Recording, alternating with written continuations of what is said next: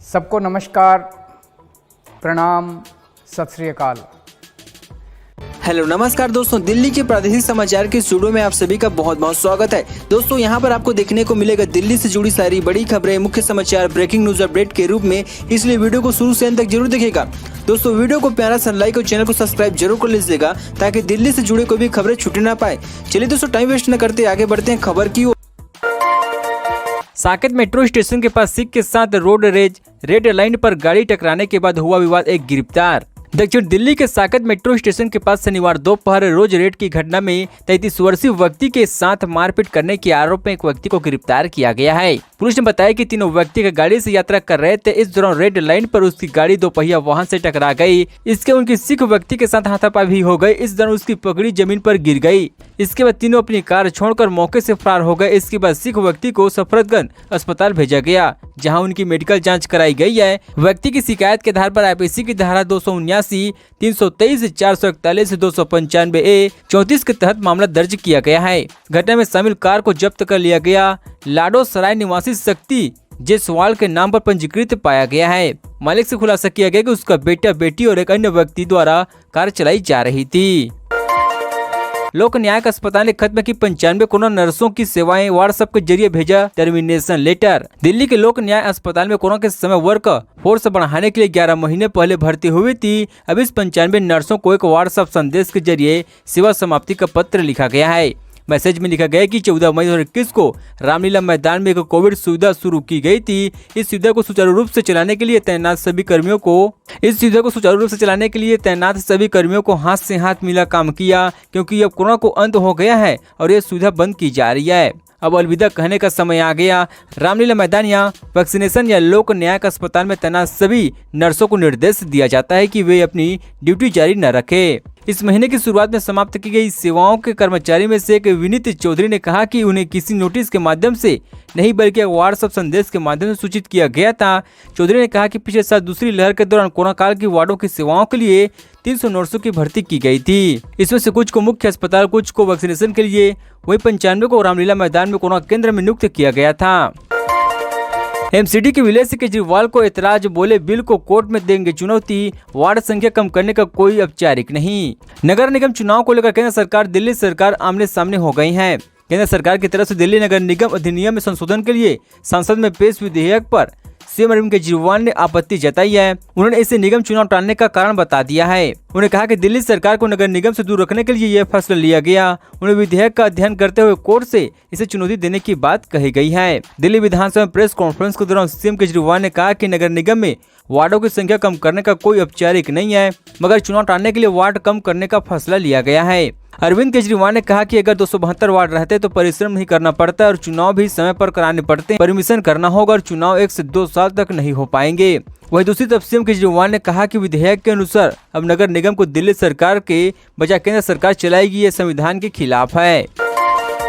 मनीष सिसोदिया ने गुजरात के शिक्षा मंत्री को दिल्ली के स्कूल का दौरा करने का भेजा आमंत्रण पत्र, एक दिन पहले दी थी बहस की चुनौती। दिल्ली के शिक्षा मंत्री मनीष सिसोदिया ने गुजरात के अपने समक्ष जीतू वाघनी को दिल्ली के सरकारी स्कूल का दौरा करने के औपचारिक निमंत्रण भेज दिया है। आम आदमी पार्टी की गुजरात इकाई के एक नेता ने शनिवार को यह जानकारी दी है। एक दिन पहले सिसोदिया ने शिक्षा प्रणाली पर खुली बहस के लिए वाघनी को चुनौती दी थी। आम आदमी पार्टी के सदस्यों के एक प्रतिनिधिमंडल ने वाघनी से मिलने और निमंत्रण पत्र सौंपने के लिए दिन में राज्य सचिवालय का दौरा किया, लेकिन उन्होंने कहा कि मंत्री अपने कार्यालय में उपलब्ध नहीं है। उन्होंने कहा कि अगले सप्ताह सोमवार को मंत्री से मिलने और निमंत्रण सौंपने का एक और प्रयास करेगी। आम आदमी पार्टी के गुजरात इकाई के अध्यक्ष गोपाल टालिया ने कहा कि सिसोदिया के वागी अन्य भाजपा नेता, मंत्री और विधायक को दिल्ली के 70 विधानसभा सीट में से किसी भी स्कूल में आने के लिए आमंत्रित किया गया है।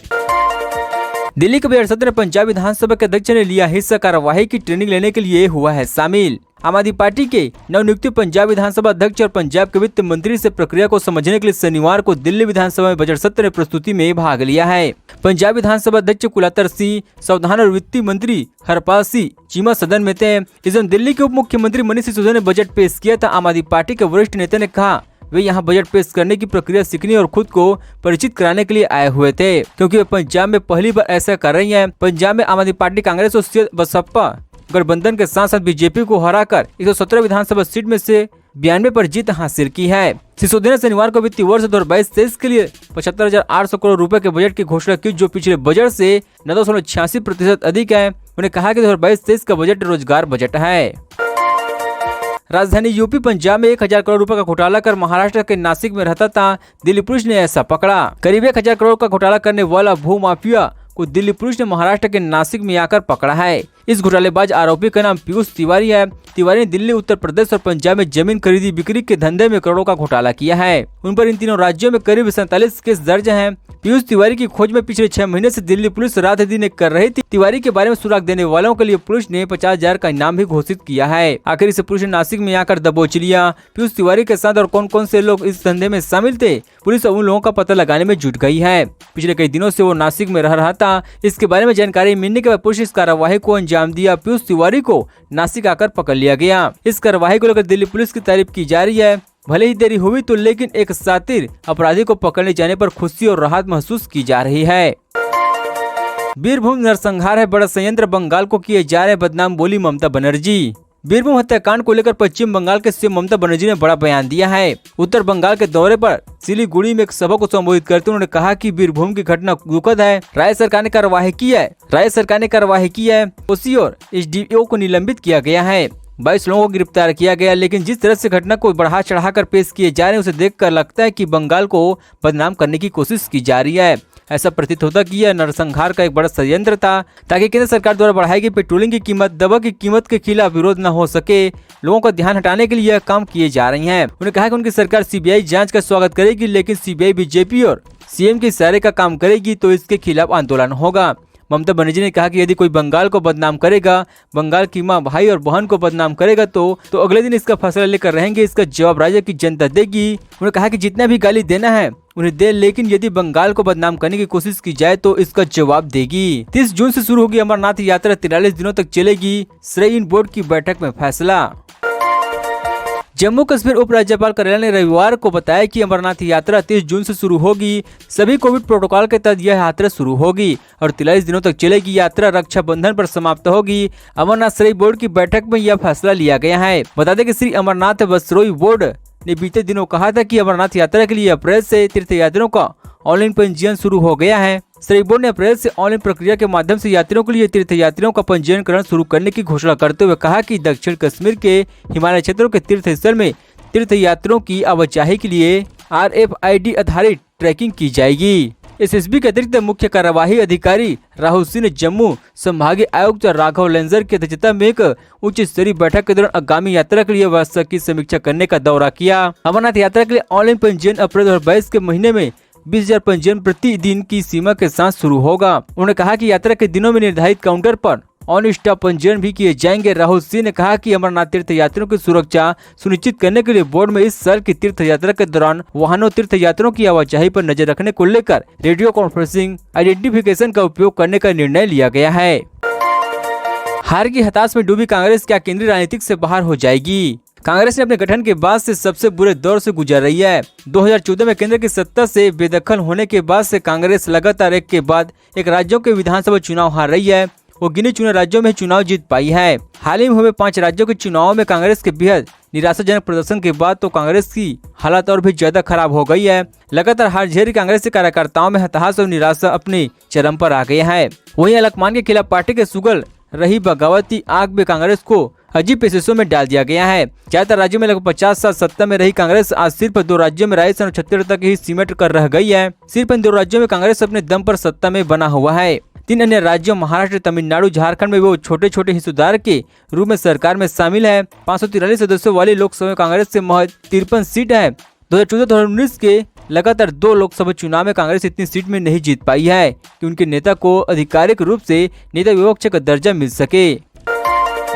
राजस्थान, हरियाणा और पंजाब के लोगों के लिए अच्छी खबर। 1 अप्रैल से पटरियों पर दौड़ेगी 4 अनारक्षित स्पेशल ट्रेन। गर्मियां शुरू होती ट्रेनों में एक बार फिर से यात्रियों की संख्या बढ़ने लगी है। कोरोना महामारी की मौजूदा परिस्थितियों को देखते हुए लोग अब बेफिक्र होकर ट्रेनों में यात्रा कर रही हैं। यही वजह कि अब यात्रियों को अपने सफर के लिए कंफर्ट सीट नहीं मिल पा रही है। यात्रियों की संख्या में इजाफा होता देख रेलवे ने भी तैयारियां शुरू कर दी है। अतिरिक्त स्पेशल ट्रेन को चलाने के साथ साथ भारतीय रेल कई अनारक्षित ट्रेन भी चला रही है।